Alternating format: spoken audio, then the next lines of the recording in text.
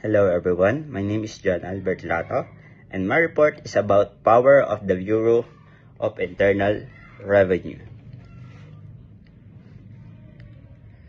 So first, I tackle about the power of BIRs. So meron siyang 7. So number 1, assessment and collection of tax. Number 2, enforcement of all forfeitures and penalties and fines and judgments in all cases decided into its favor by the court. So number 3, giving effect to and administering the supervisor and police power compared to the NIRC and other laws.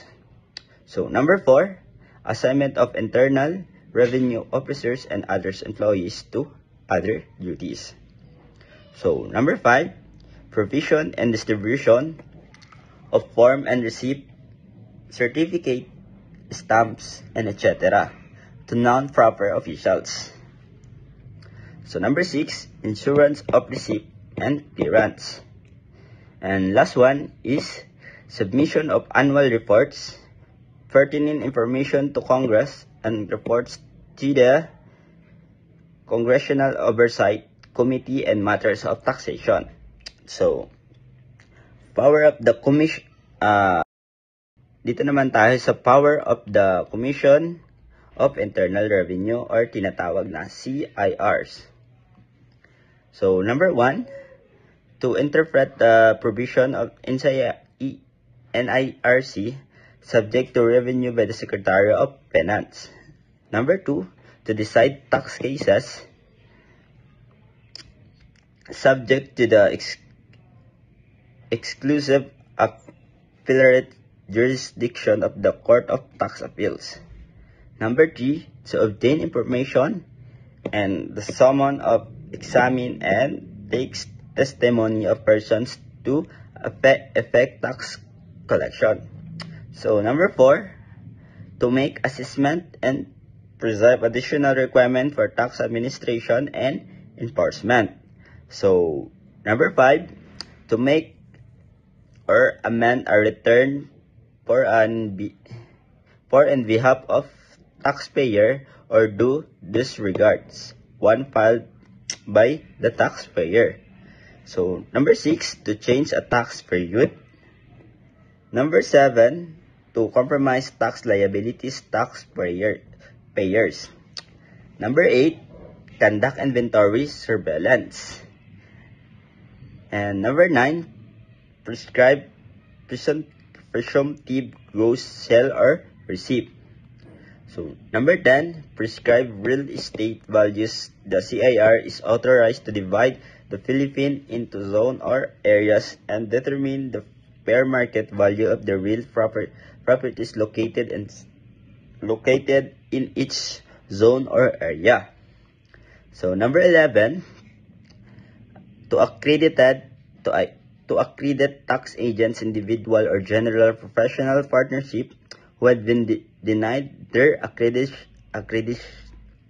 accreditation may appeal to the Secretary of Finance, who shall act on the appeal within 60 days from the receipt of such appeal.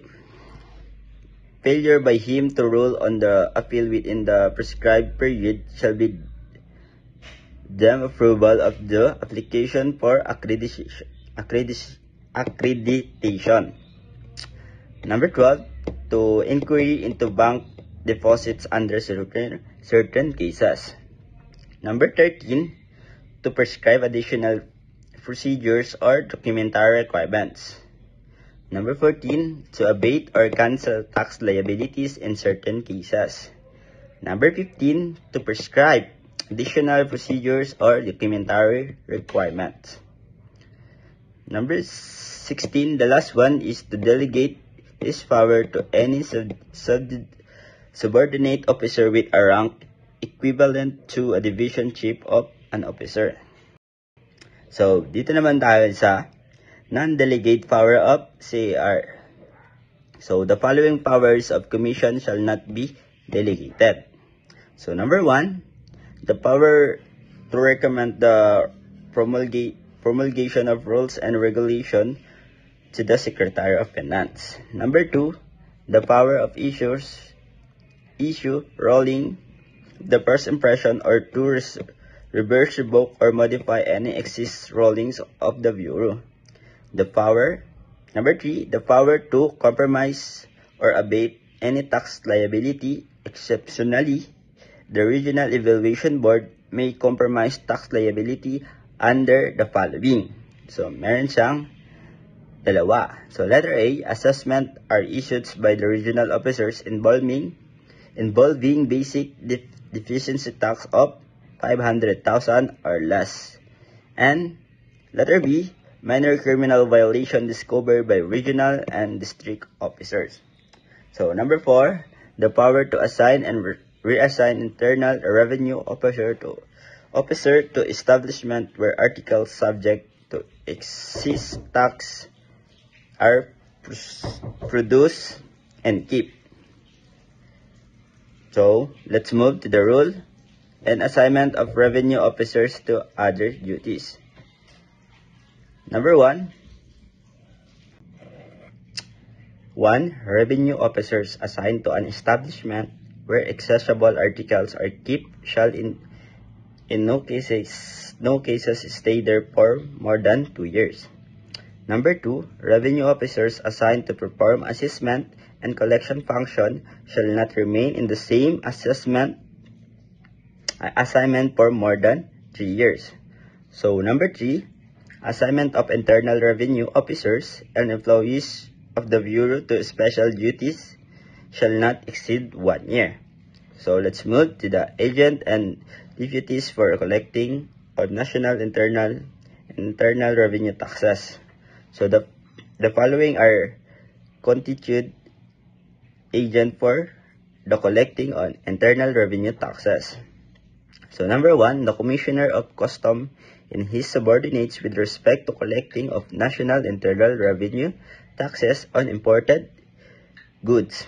Number 2, the head of appropriate government officers and his subordinates with respect to the collecting of energy tax.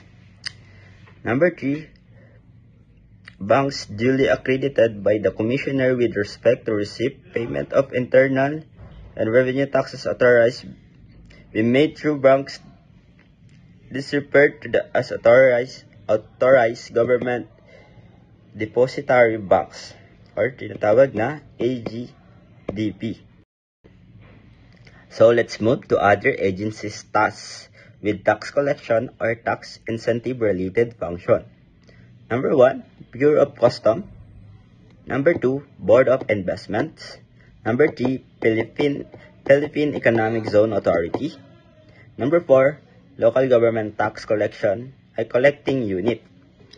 So, Bureau of Custom or tinatawag na BOZ, aside from this regulatory function, the Bureau of Customs is tasked to administer collections of tariffs and imported article and collection of the value added tax and importation.